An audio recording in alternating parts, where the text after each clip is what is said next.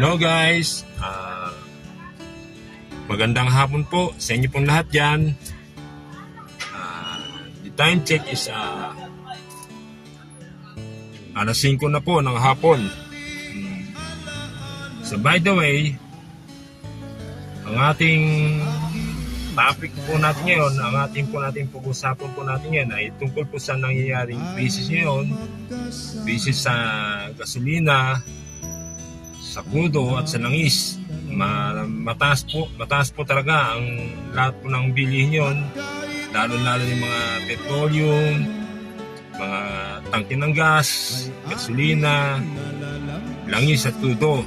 Mataas po lahat yan dahil sa nangyayari nga pong giyera sa pating gitna silang Asya,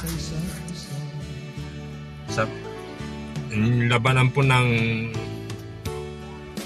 Iran at ng Israel, na sana po matapos na po yan yung giyera nilang dalawa at wala po sana pong masundan para hindi na po tayo nagkakaroon ng krisis sa gasolina, langis at petroleum. So by the way, itong mga malalaking mga kumpanya na to, lalo yung mga supermarket na yan, yung malalaking mga supermarket, alam naman po nila na may crisis ngayon sa gasolina at langis. Nagpapatupad pa sila o nagpapairal pa sila ng age limit sa mga gustong mag-apply ng trabaho, mga medyo bata o at yung mga may edad na ng konti, mga 40 mahigit o 50 mahigit, imbis na tulungan nila, hindi na nila binibigyan ng pagkakataon na makapagtrabaho yung mga medyo may edad ng konti. Saka hindi na nila binibigyan ng pagkakataon yun na makapagtrabaho yung mga may edad ng konti. Basura na lang sa kanila yun, o kaya tayo na lang sa kanila yung mga medyo may edad ng konti. Mga wala silang awa, mga wala silang konsensya. Palibasa kasi hindi nila natitikman yung problema na pinagdadaanan ng mga nag-a-apply, ng mga medyo may edad ng konti, mga 40 mahigit na o 50 mahigit. Hindi nila kasi nararamdaman yung problema na pinagdadaanan nila, kaya walang kwenta sa kanila. So sana mahal na Pangulong Presidente natin na Presidente Marcos, sana tanggalin niya po niya lahat po yung age limit. Wala naman po na itutulong yan sa bansang Pilipinas natin, kundi dagdag pahirap pa yan. Sana kung naman po kayo magagalit sa akin po, ito lang naman, video lang naman po ito. Sana makatulong o sa lahat ng mga may edad na nag-apply na. Kaya po may edad na ako, hindi ako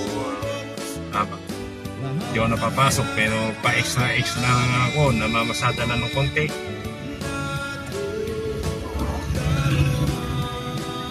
At sana yung pakiusap lang, sana yung medyo may edad ng konti nag-apply ng trabaho, bigyan nyo ng pagkakataong makapasok ng trabaho.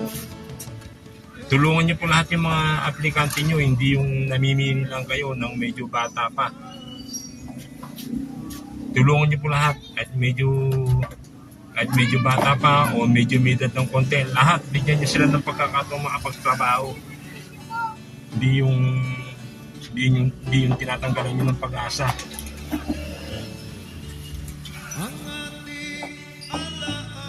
At sana naman po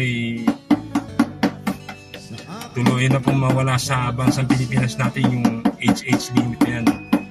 Gayahin po natin yung bansang Japan na kahit medyo may edad na, nagtatrabaho pa, binibigyan na ng pagkakataong makapagtrabaho yung medyo may edad na. At saka hindi lang para sa kanilang sarili niya yun.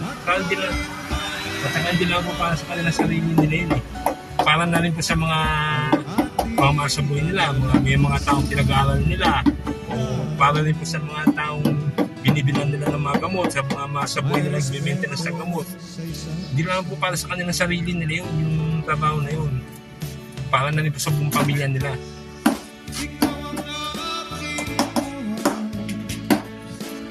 Sana'y maalis na talaga yung age limit na yan. Hindi yan nakakatulong sa bansa natin, dagdag pahirap sa bansa natin yan. So by the way, medyo mahaba na itong video ito, hanggang doon naman po. Ako po yung nagpapasalamat sa inyo po lahat sa mga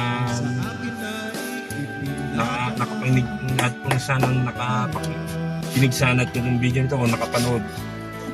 Maraming po salamat sa inyo po lahat, at ako po ibabati na sa maganda pong hapon sa inyo po lahat. Thank you and God bless you all.